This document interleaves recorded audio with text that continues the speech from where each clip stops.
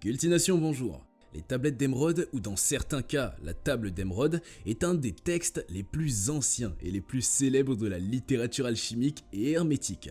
Elle présente l'enseignement de Thoth, Hermès, Trismégiste, représenté comme le créateur des pyramides d'Égypte et aurait été retrouvé dans son tombeau. Cette table a connu plusieurs versions traduites et continue de faire parler d'elle jusqu'à aujourd'hui. Il est donc opportun que notre nouvel épisode parle de ces tablettes qui ont traversé les âges. En espérant que cette vidéo vous plaise, nous vous invitons à vous abonner et à liker la vidéo. Surtout, sachez qu'il peut y avoir plusieurs interprétations de ces textes, donc nous ne faisons que vous informer avec les sources en description. On commence. Le célèbre manuscrit alchimique. La table d'émeraude est un texte fondateur de l'hermétisme et de l'alchimie, deux courants de pensée qui ont marqué l'histoire de la philosophie et de la science.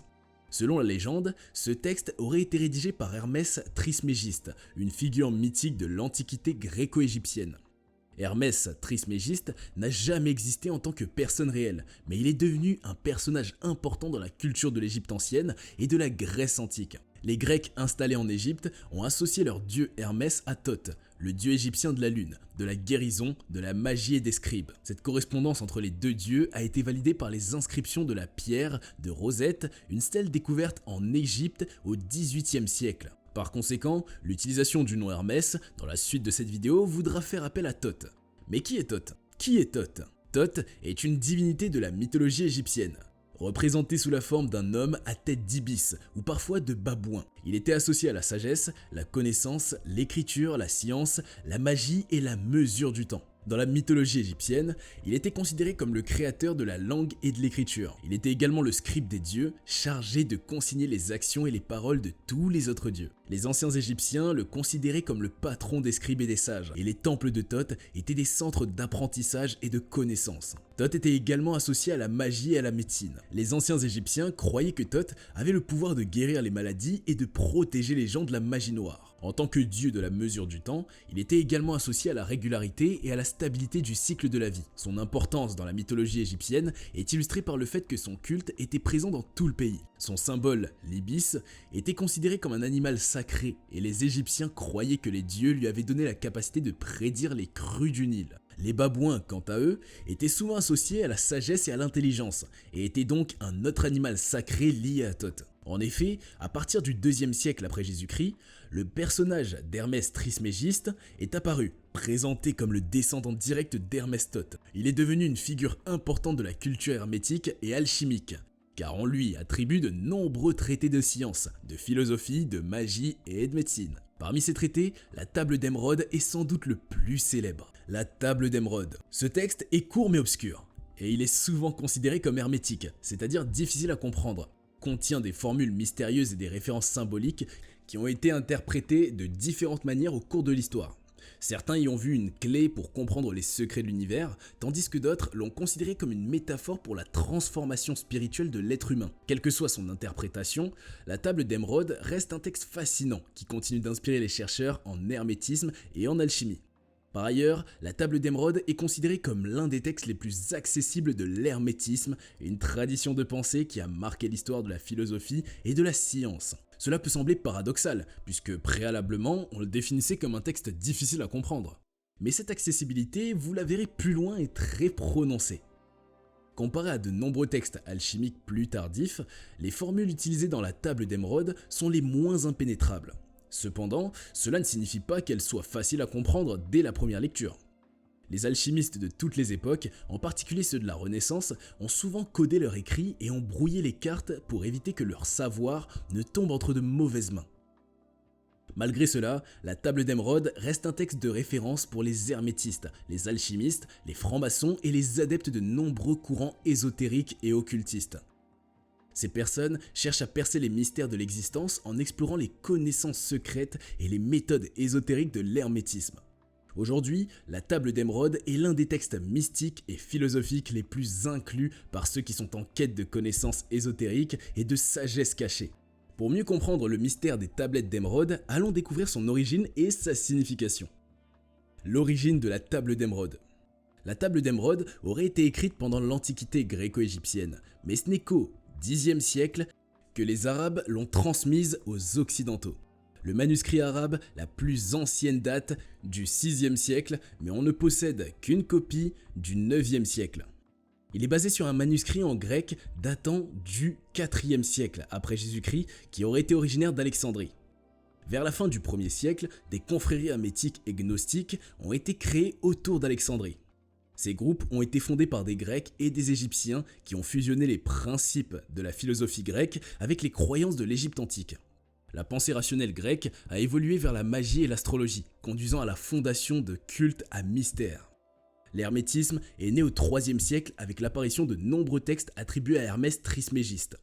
Les traités hermétiques contenant la table d'émeraude ont été traduits en latin au 12e siècle par des personnes telles que Hugues de Santalla, Jean de Séville et Philippe de Tripoli.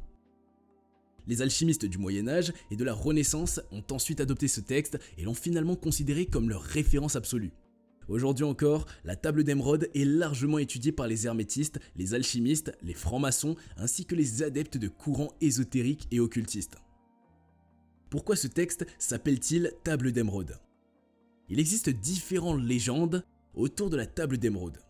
L'une d'entre elles, qui est évoquée dans le livre du secret de la création, le plus ancien manuscrit arabe contenant la table d'émeraude, raconte qu'Hermès Trismégiste aurait gravé le texte sacré sur une tablette en émeraude qu'il aurait été déposé dans sa tombe avant de s'élever vers le ciel.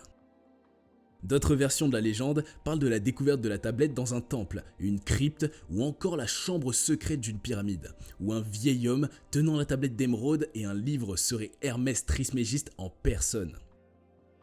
A noter que la tradition associe l'émeraude à Hermès, le dieu grec. Une légende médiévale, arthurienne et alchimique raconte qu'une émeraude serait tombée du front de Lucifer pendant son combat avec l'archange Michel. Cette pierre précieuse aurait le pouvoir de conférer l'immortalité et de métamorphoser ceux qui la touchent. Le Graal, selon certaines légendes, serait même un vase taillé dans l'émeraude de Lucifer. Avec un peu d'imagination, on peut donc faire le lien entre la table d'émeraude et le Graal. La table d'émeraude, texte complet. Il est vrai, sans mensonge, certain et très véritable. Ce qui est en bas est comme ce qui est en haut, et ce qui est en haut est comme ce qui est en bas, pour faire les miracles d'une seule chose. Et comme toutes les choses ont été et sont venues d'un par la médiation d'un, ainsi toutes les choses ont été nées de cette chose unique par adaptation. Le soleil en est le père, la lune est sa mère, le vent l'a porté dans son ventre. La terre est sa nourrice, le père de tout le télesme, de tout le monde est ici. Sa force ou puissance est entière si elle est convertie en terre. Tu sépareras la terre du feu, le subtil de l'épée doucement, avec une grande industrie. Il monte de la terre au ciel, et d'Éréchef il descend en terre, et il reçoit la force des choses supérieures et inférieures. Tu auras par ce moyen la gloire de tout le monde, et pour cela toute obscurité s'enfuira de toi. C'est la force forte de toute force, car elle vaincra toute chose subtile, et pénétrera toute chose solide. Ainsi, le monde a été créé. De ceux-ci seront et sortiront d'admirables adaptations, desquelles le moyen en est ici. C'est pourquoi j'ai été appelé Hermès Trismégiste, ayant les 3 parties de la philosophie de tout le monde. Ce que j'ai dit de l'opération du soleil est accompli et parachevé. Certains ont tenté de donner une interprétation plus ou moins rapprochée de la signification de ce texte. Signification et interprétation. La légende renfermant la table d'émeraude suggère que le texte contient les secrets les plus profonds d'Hermès Trismégiste, qu'il a voulu garder cachés aux hommes. Ce texte est considéré comme une œuvre cosmogonique, c'est-à-dire qu'il vise à expliquer l'origine, la nature et la structure de l'univers. Il expose une théorie alchimique de la création qui postule que tous les êtres vivants sont liés par une même essence divine et que cette essence est présentée dans toutes les choses de l'univers. Selon la table d'émeraude, la compréhension et la maîtrise de cette essence sont les clés de la transformation de la matière en ou et par extension de la découverte de la vérité ultime de l'univers.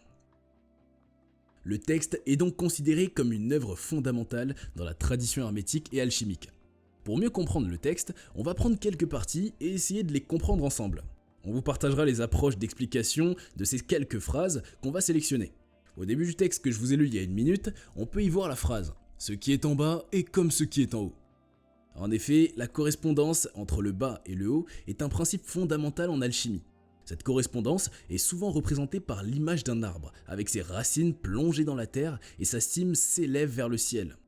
Cette image symbolise la liaison entre la terre et le ciel, entre l'aspect matériel et l'aspect spirituel de la création. L'objectif de l'alchimie est de trouver la quintessence, cette substance supérieure qui pénètre toutes les choses et assure la sympathie des éléments. C'est cette substance qui permet de faire l'union entre le bas et le haut, entre le matériel et le spirituel, entre le fini et l'infini. En alchimie, la dualité est une notion fondamentale.